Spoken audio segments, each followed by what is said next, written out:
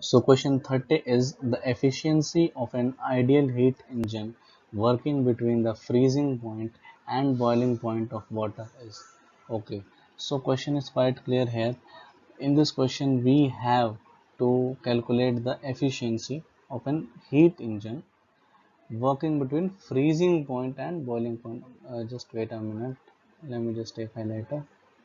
Okay, so these will help us in solving the question: freezing point and boiling point, these two things. Okay, so it is mentioned in the question that ideal heat engine, ideal, okay, this word is also important.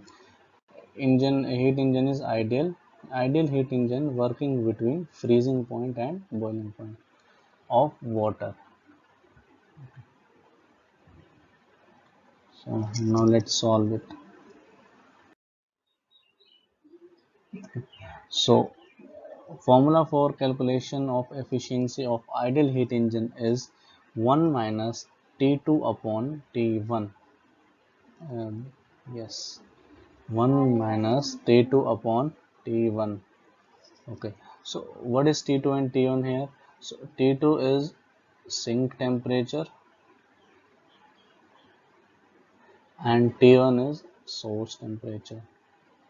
Okay, so here T1, that is source temperature, is the boiling point of water, as it is given in the question that this ideal heat engine is operating between the freezing point and boiling point of the heat engine. So boiling point of water is 100 degrees Celsius. Just wait a minute. Yes, 100 degree Celsius.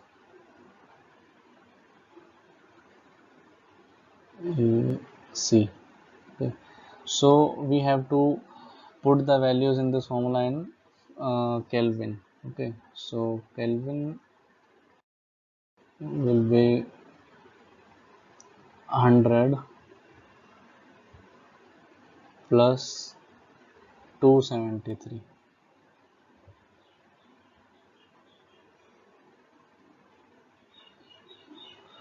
273. Okay, so this will be 373 degree, sorry, Kelvin, 373 Kelvin. Okay, so we put the value of T1, it is source temperature 373, it is the boiling point of water in Kelvin, and 273 is the freezing point. So what is freezing point of water? That is 0 degree Celsius. So 0 plus 273 is 273. Okay, let me just write it for you.